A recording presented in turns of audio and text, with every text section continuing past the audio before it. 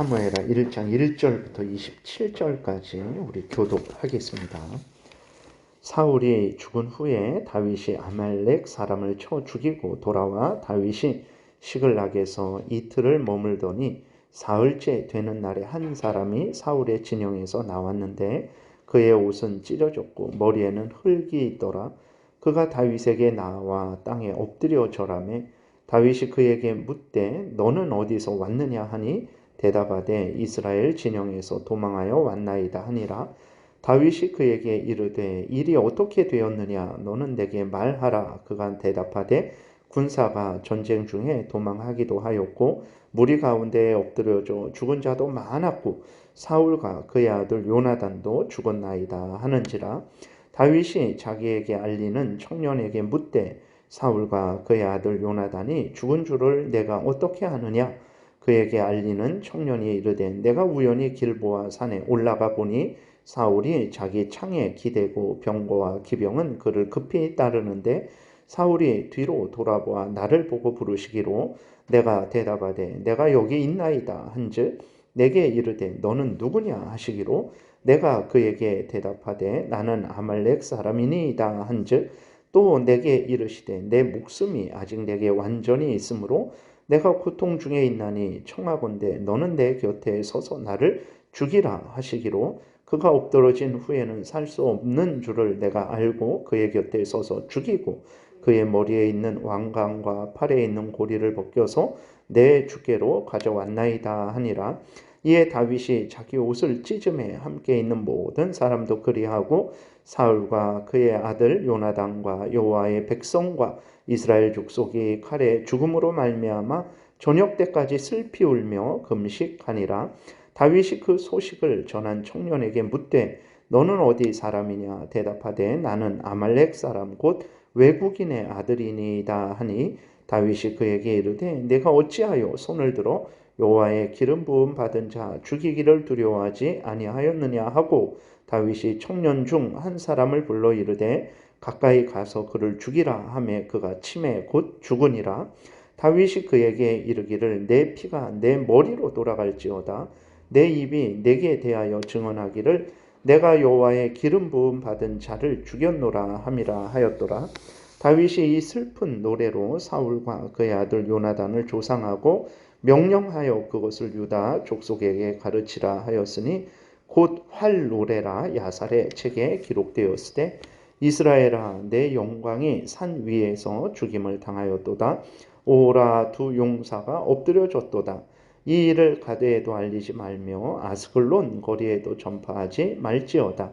블레셋 사람들의 딸들이 즐거워할까 할례받지 못한 자의 딸들이 개가를 부를까 염려로다. 길보아 산들아 너희 위에 이슬과 비가 내리지 아니하며 재물 낼 밭도 없을지어다. 거기서 두 용사의 방패가 버림바 됨이니라. 곧 사울의 방패가 기름 부음을 받지 아니함 같이 됨이로다. 죽은 자의 피에서 용사의 기름에서 요나단의 활이 물러가지 아니하였으며 사울의 칼이 헛되이 돌아오지 아니하였도다. 사울과 요나단이 생전에 사랑스럽고 아름다운 자이러니 죽을 때에도 서로 떠나지 아니하였도다. 그들은 독수리보다 빠르고 사자보다 강하였도다. 이스라엘 딸들아 사울을 슬피하여 울지어다. 그가 붉은 옷으로 너희에게 화려하게 입혔고 금 놀이개를 너희 옷에 채웠도다. 오호라 두 용사가 전쟁 중에 엎드려졌도다. 요나단이 내 산 위에서 죽임을 당하였도다. 내 형 요나단이여 내가 그대를 애통함은 그대는 내게 심히 아름다움이라.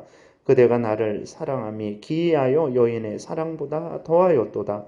오호라 두 용사가 엎드려졌으며 싸우는 무기가 망하였도다 하였더라. 아멘. 기도드리겠습니다.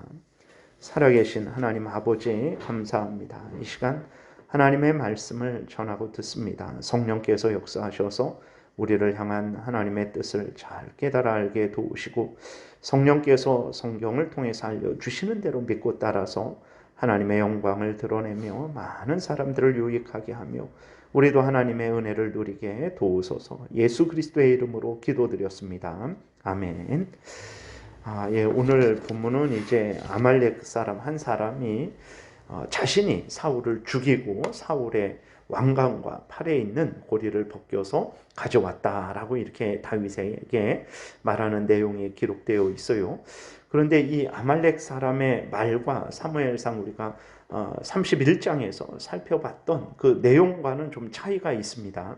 사무엘상 31장에서는 사울이 자살했다라고 이렇게 기록이 되어 있는데, 오늘 본문의 아말렉 사람은 자신이 사울을 죽였다 이렇게 말을 하고 있습니다. 누구의 말이 더 진실될까? 아말렉 사람의 말이 거짓말이겠죠. 살아계신 하나님께서 성경에 그 저자를 통해서 기록하셨을 때 진실되게 기록을 하셨는데, 이 아말렉 사람은 이제 자신이 사울의 죽음을 이용해서 이제 자신의 그러한 어떤 이득을 얻고자 하는 차원에서 거짓말을 한 것으로 우리가 보고 있는 거예요. 그래서 이 아말렉 사람은 아마도 사울의 죽음을 우연히 목격하고 사울이 죽은 후에 사울의 왕관과 팔고리를 훔쳐서 다윗에게 와서 그것을 통해서 이제 어떤 한 몫을 챙기려고 이제 했던 거죠.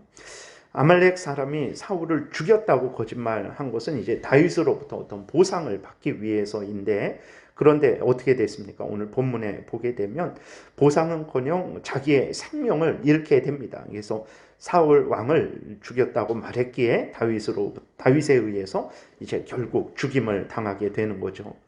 근데 우리는 그러한 질문이 생길 수 있어요. 아말렉 사람이 사울을 실제로 죽이지도 않았는데, 죽이지 않았다면 이제 다윗이 아말렉 사람을 죽인 것은 잘못된 일 아닌가? 그러니까 억울한 사람을 다윗이 살해한 것 아닌가라는 그러한 질문이 생길 수도 있습니다. 우리가 여기에서 생각할 것은 무엇이냐면, 아말렉 사람이 사울을 실제로 죽인 것만 죄가 되는 것은 아닙니다. 아말렉 사람은 이제 그 사울에 대한 그의 마음과 또 그 모든 행동들을 우리가 종합해 볼 때 하나님이 세우신 이스라엘 왕 사울을 전혀 존중하지 않았어요. 물론 내용에 보게 되면 뭐 존댓말을 하고 그 다음에 사울이 명령하는 대로 그렇게 행하지만, 그러나 하나님이 세우신 이스라엘 왕이라는 것을 그가 깨달았다면 손을 들어서 칼을 들어서 함부로 사울을 이제 죽이지 않았겠죠. 근데도 불구하고 자기가 그렇게 죽였다라고 이렇게 거짓말을 하는 것은 하나님을 존중하지 않는 거죠. 하나님을 경외하지 않는 거고, 하나님이 세우신 질서를 전혀 그 아말렉 사람은 생각하지도 않는 것이고, 그 다음에 그 이스라엘 왕 사울 자체를 존중하지 않았기 때문에 칼을 들어서 이제 죽였다라고 거짓말을 한 거예요. 그러니까 아말렉 사람은 하나님도 이스라엘 왕 사울도 존중하지 않은 거죠. 이것도 죽을 죄라는 것을 우리가 잊지 말아야 됩니다. 그리고 죽은 사울의 왕관과 팔목고리를 훔친 것도 죽을 죄예요. 또 사울을 죽였다고 거짓말한 것도 죽을 죄입니다. 무엇보다도 아말렉 사람이 이러한 일을 행한 것은 앞에서 말씀드린 대로 하나님을 경외하지 않은 거예요. 그리고 사울을 사랑하지도 않은 거예요. 그렇기 때문에 아말렉 사람이 죽는 것은, 그것은 억울한 일이 아니라는 것을 우리가 잊지 말아야 됩니다. 정리하면 아말렉 사람은 하나님을 경외하라는 첫 번째 계명을 어긴 자죠. 하나님을 경외하지 않았어요. 하나님을 경외하지 않았으니까 아말렉 이 사람이 진정으로 우상을 버리고 하나님을 섬겼겠습니까? 그러지 않았을 거예요. 그러니까 2계명도 어겼고 3계명도 어겼고 4계명도 어겼죠. 그리고 하나님이 세우신 질서와 권위를 존중하라는 그 5계명도 어겼어요. 그러니까 다윗은 2번씩이나 사울을 그 자리에서 죽일 수 있는 기회가 있었는데도 불구하고 그렇게 하지 않았습니다. 그것은 하나님을 경외했기 때문이고, 또 하나님이 세우신 질서를 아직까지도 하나님이 유지하셨기 때문에 그 질서를 깨트리지 않은 거죠. 5계명을 깨트리지 않은 거예요. 그런데 그 아말렉 사람은 자기가 그 사울을 찔러 죽였다라고 스스로 말함으로 말미암아서 자기는 5계명을 어긴 자라고 이제 증언을 하는 거죠. 물론 실제로 죽이지 않았을 수도 있습니다. 그러나 그러한 말하는 자체가 이미 5계명을 어긴 거예요. 그러니까 죄라는 것은 실제로 행동한 것만 죄가 아니라 생각으로 말로 한 것도 죄라는 것을 우리는 잊지 말아야 되죠. 그리고 살인하지 말라라는 6계명도 어긴 거죠. 도둑질하지 말라라는 8계명도 어긴 거예요. 거짓 증거하지 말라라는 9계명도 어긴 거예요. 그리고 탐내지 말라라는, 그러니까 자기의 본분에서 자족을 하고 합법적으로, 그러니까 그 위로 올라가려고 그러면 합법적으로 올라가야 되는데 이 아말렉 사람은 사울의 죽음을 이용해서 탐욕을 부린 거죠. 자기의 탐욕을 위해서 사울의 죽음을 이용하는 거예요. 오늘날도 사람들의 죽음을 이용하는 사람들이 너무나 많죠. 그러한 것은 아주 하나님 앞에서 심판받아 마땅한 죄라는 것을 우리가 잊지 말아야 되는 거예요. 그러니까 아말렉 사람이 아니 실제로 죽이지도 않았다고 했는데 다윗이 그걸 몰랐을까? 다윗이 그 실제로 죽이지도 않은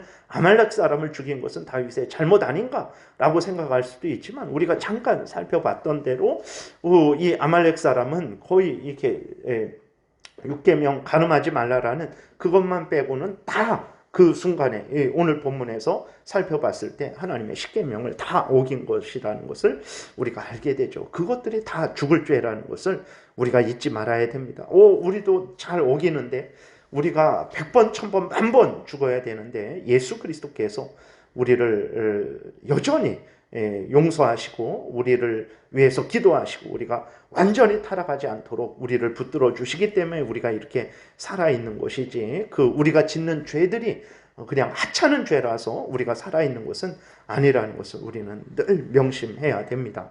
아무리 작은 죄일지라도 이렇게 하나님의 법을 어기는 일들이 복합적으로 들어있는 거예요. 그래서 죄는 하나님의 진노를 초래하고 영원한 지옥 형벌 받아 마땅한 것이라는 것을 우리가 생각하고, 또 죄를 미워하고 버리고 하나님을 사랑하고 하나님의 말씀대로 살아가는 삶을 살아야 되는 거죠.